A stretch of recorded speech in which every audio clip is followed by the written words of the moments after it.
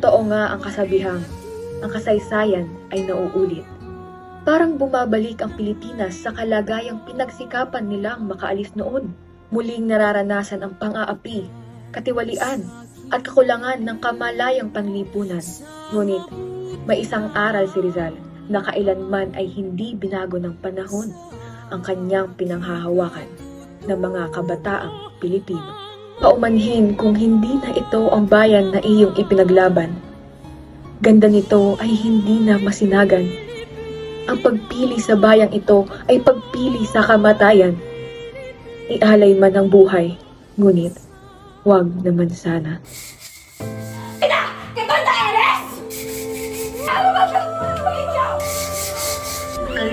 Ala pa rin ba yung padala mo para sa amin?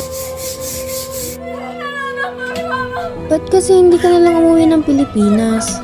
Walang buhay sa Pilipinas. Sinasayang mo yung talino mo! Ano ngayon? Aktivista ka na? Aktivista ka na? Tunay na mahirap kang ipaglaban lalo na kung ang sa akin ay maging boses ng nahihirapan. Ngunit sa iyo ako'y isang kalaban. Hoy! Ano Chismosa! Ay, tay muna, kakatapos ko lang maglabay, narinig yung kang balita. Doon sa ibaba, narinig din niya. Ay basta, nakipongpong ang boto ko. Solid pongpong lang tayo ha. Ay, narinig niya ka naman ang plataforma nun. Ay, pagkakaisa daw. Ano naman natin na naman sa Pilipinas, hindi yung wala. Kakaisa, hindi tayo nagkakaribo. Ay, nakita niyo yung anak ni Pongpong. Siya ang iboboto ko sa darating na halalan. Nakakaproud ang pamilya nun. Basta, solid tayo ha. Pero ang balita, ako'y magnanakaw daw iyong. Hay nako, huwag kang magpapaniwala dun sa anak mong nabulok ng utak. Utak NPA. Huwag kang mag-alala, sa'yo lang ang boto ko.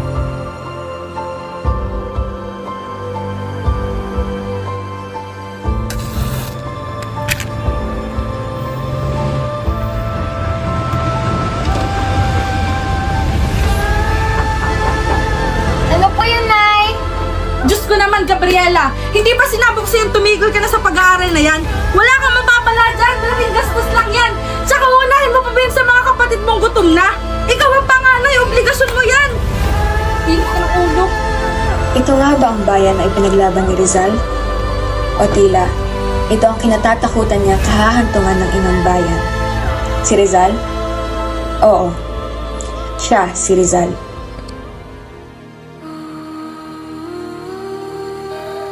Si Rizal na sumulat ng 2 nobelang naglantad ng mga kawalang katarungan at katiwalian ng pamahalang kolonyal ng Espanya at ang simbahang katoliko sa Pilipinas.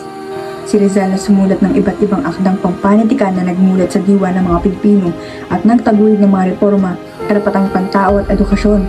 Si Rizal na nagnais na pag-isaya ng mga Pilipino para magkaroon ng kapayapaan at pag-unlad. Si Rizal na nagbigay halaga sa edukasyon upang gisingin ng pambansang kamalayan mula sa hagupit ng mga paulit-ulit na nalalamang na mananakop. Si Rizal na ipinagmalaki ang kultura ng Pilipinas. Si Rizal na simbolo ng nasyonalismo at pakikibaka para sa kalayaan. Si Rizal na namatay para sa bayan. Ang kanyang pinakahuling sakripisyo ay nag-iwan ng pangmatagalang pamana na patuloy na magsisilbing inspirasyon sa mga Pilipino hanggang sa kasalukuyan. Patuloy na isinasabuhay ng mga kabataan ang aral ni Rizal at impluensya nito. Kaya bilang isang Pilipino ng bayang sinilangan, huwag mo sanang maliitin bago sa ipakinggan ng kabataan. Bumoto ayon sa kakayahan at hindi sa ayudang 100, nang sa gayon, isang malinaw na kinabukasan ang tatahakin ng kabataan at hindi malagim at puno ng kasakiman. Sila ang liwanag na kailanman ay hindi magdidilim. Sila ang boses, ang pag-asa at ang kinabukasan